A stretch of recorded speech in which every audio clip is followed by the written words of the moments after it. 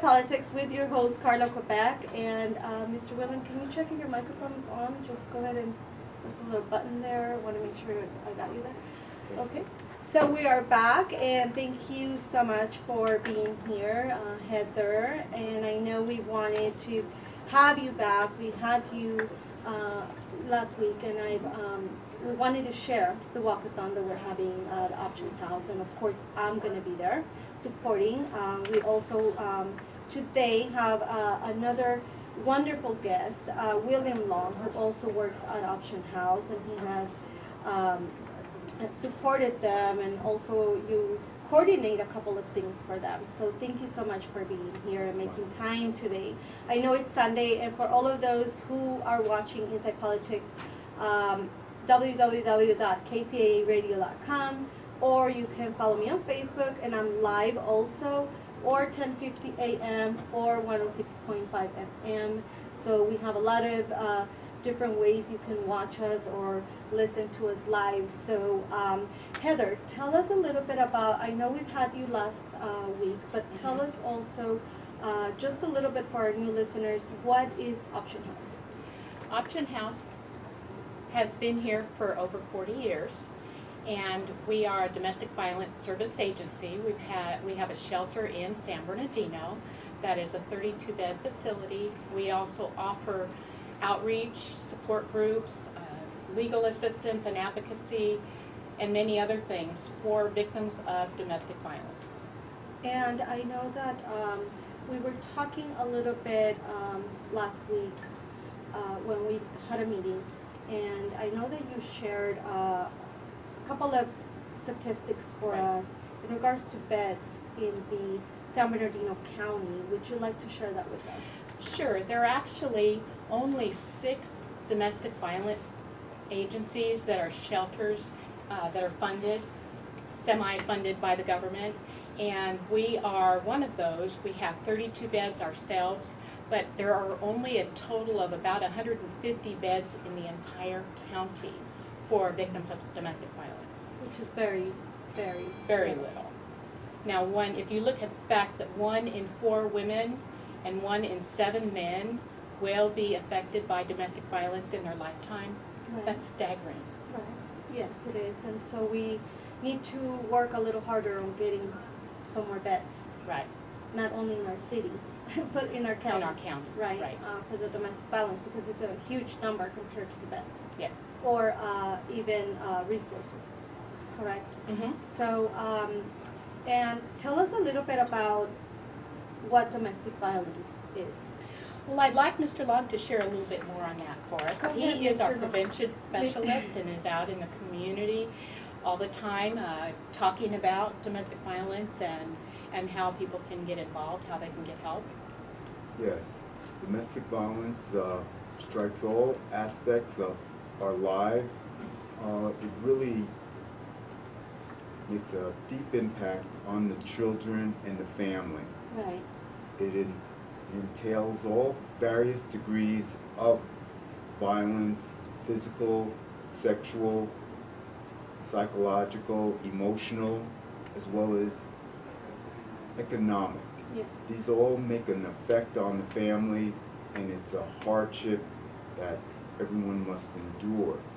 But it takes somebody to intervene and come between the family to make them realize that they need service. Right. Now, tell us a little bit, and whoever wants to answer that I'm fine with it. So I'll just ask it, and you guys can just kind of tag team and just say, I got this one. So I'm okay with whoever answers the questions. What resources mainly does Option House offer, either for men or women? Okay, our primary focus obviously is safety. So our first point of contact in the community is our 24-hour hotline emergency phone number. That's 381-4371. And that is a 24-hour information and referral hotline. So if anybody ever needs help, they have questions on where they can get referrals, that's the number to call. And I know you guys give resources. You guys give classes, correct? We have support groups. Have I know that you guys help to guide either the women or men that come in, for the help.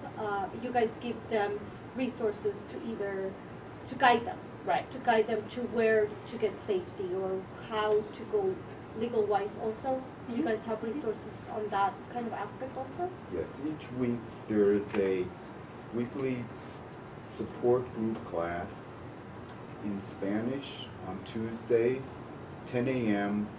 to 12 noon, and on Wednesdays in English. The support group is for those victims of domestic violence. The cost is, there's no charge, and all you do is show up and need to sign in, and you can attend these classes for as long as a period of 10 weeks. Right. And did we mention how long Option House has been in our community? Have we mentioned that? Yes, Also? for 40 years. Okay, for 40 years. So I know we've shared a lot of things last week, but Right. for those who are new listeners, I would like them to kind of know how long you guys have been established here in the city of San Bernardino. So I know also that the hotline was said, but I would like to repeat it one more time, and we'll repeat it before we get off air. 909-381-3471. So if you do speak English or Spanish or whatever it is, you can just come in and you would get some resources to kind of guide you and help you throughout that hardship. So tell us a little bit. I know you guys had an event also this weekend, so share a little bit about that, Mr. Long, since you are the Yes. one who takes care of that. This will be in coming together and cleaning up the city. We participated along with the Cal State San Bernardino students through the students of various groups came to our location at our shelter and did a fantastic job in cleaning, and a whole crew of fine work in cleaning up the place, and Right. we need a lot of various aspects. There's Pampers. So yesterday was mainly so they can help you kind of clean and Right. maintain the Yes. facility? Is Yes, that what it was? Yes, Okay. it was part of their annual Coyote Cares Day. Oh, And okay. big thanks has to go out to the university students for coming in and chipping in for 3 hours and doing a fine job. Oh, okay, that's great. Well, thank you to all our students, right, for all their help. They have the energy, so Yes. they're that's great to have them help out. So, and I know also we're having a walkathon next Saturday, which I'm excited about, and I've been sharing it also. And it doesn't matter where you're at, if you're in Orange County, if you're in LA, whatever city or county you're in, just come on to the walkathon and come and support, right? Right. On Saturday. So Saturday, I know you guys are having an event. It starts at 7 a.m. registration. 7 a.m. is registration. Yes, and you can register online. But whoever wants to tackle this one and give some information out, you are more than welcome to. Well, this is our 14th year in conducting a walkathon. It's our only fundraiser that we have in the community. And we walk, it's a 10K, which is a little under 7 miles, I believe. And last year we had between 500 and 600 individuals that came out to support victims of domestic violence, help us raise a little money, help us raise awareness in the community. And it really goes a long way to recognizing that this is something that we really need to fight. Right. And let's see, See, I the know you cost can is- register online, so you can go to OptionHouseInc. That's the way to register, correct? Yes. Online. You could even show up at the affair itself and register there. Right. And did we say the cost? I don't know. The cost is $20. Okay, $20. Children under 14 are free. Right. So we're hoping that a big group of students will be coming out, Yes. youngsters will be coming out as well this year. Yeah, so it's very important that everyone that's listening to this, that you share it, because we want to make it more aware, make more awareness of it, and that's why we say it doesn't matter the age, it doesn't matter where you're at, come out and support, and not only the women, because now, of course, we know that men are also in that same criteria, and we need that support. And I'm talking about that, and I know we've shared a little bit about the event, but now let's, going into that, me saying that, let's go into a little bit about that, because we've always say that there's domestic violence, and once you say domestic violence, you immediately think of a woman, right? So share with us a little bit about what is the men statistics of men coming forward and sharing that, because I think it's a little bit harder for a man to come out and say, I'm in this situation, right? Indeed. And we have to realize that it's about violence. It's about taking place in our city, in our society. We're a very violent society, and it's taken effect. It's something that has been somewhat natured in us, believing that this is the right thing to do, but it is not. And it's being passed on. It's a cycle. It's a cycle that repeats itself. We've seen it since childhood, and we believe that it's okay, but it is not. And so, yes, this does take place 1 out of every 7 men, and therefore, they may not just come out and say, but we have had people of all cultures, all creeds, backgrounds, ethnicities, socioeconomic groups. People all are a part of this, and it's sad for our society, and we want to do Right. something. We want to make it, that's why, if you are listening to this show, follow me on Facebook, also Option House Inc. Facebook page. I know that we made the event last week, so that we can start sharing it, and make sure that our students are there, our young kids are there, because it also starts from a young age that they would start learning kind of like how to be aware of what you're getting into, or what the signs are, right? That's correct. So, because there is a cycle, and a lot of times, the women that I have spoke with that have been in that domestic violence, they usually say, I didn't know I was on it. I kind of ignored the signs. I didn't even know that this existed. There's women that really just didn't even know that this can happen. And we have other women that say, well, I thought this was normal, right? Because they've lived it before, so it becomes into a generation. And you say, well, this is the way I thought it was meant to be. So, so that's why it's important that we have our young kids there, and that we start making more awareness in regards to training our young women and even our young men, for them to learn that pattern and not be in it or not do it. Because, if we have domestic violence for men, that means our women are being a little violent also, right? That's so we correct. want to teach both sides, right? How to prevent it and how not to be one. That's correct. Women can be, as we know, very violent too, and they are indeed perpetrators as well as men. We have a class as well on Wednesday evenings called the Options to Change Lives, and that's for the perpetrator.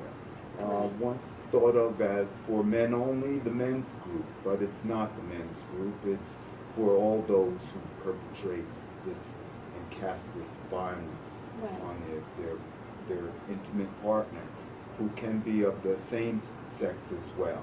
So it invades all aspects of our lives.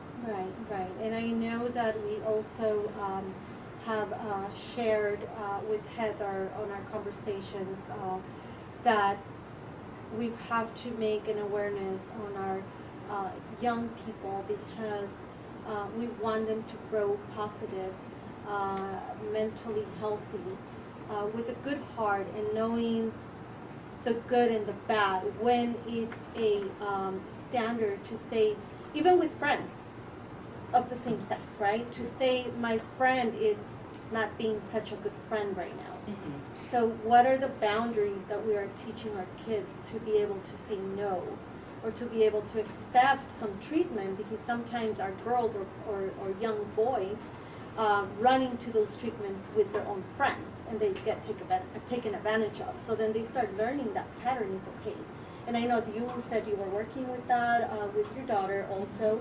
So I'm very proud of your daughter because she's young, and I need to have her here one day too, so she can tell us, because it has to be so uplifting for you to know that your daughter is doing this kind of work also. She's Right. following those footsteps to stand up and be the voice for those that are being, Of course. treated badly. So I'm very proud of her, and I would officially invite her to come and and talk to us about that, because we need a lot of youth that come out. A lot of the youth are not going to listen to an adult, but sometimes when there are other youth working with them, they would listen a little bit more, because they would not think, for all the young adults, they always think the parents are crazy, they're old, they don't know what they're talking about. But if another young person comes in and says, I know what you're going through, I can help you, let's talk about it, I think they're a little bit more open to do Right. it. So Right. that's great that she's doing that. Well, we're encouraged as well with the school districts opening up and really recognizing the fact that the young children at an early age need to learn healthy boundaries Right. and healthy relationships. Right. So that's important. Yes. So I know also that you guys have a class at Option House in regards to those who want to work with domestic violence. You guys also provide a class for that, correct? Do you guys want to Right. share a little bit about what that class is? The 40-hour training is a requirement by OES. All those domestic violence agencies are required to have at least one per year. Option House, because of the popularity of the nature of this, we offer this as many as quarterly, and therefore the classes remain full.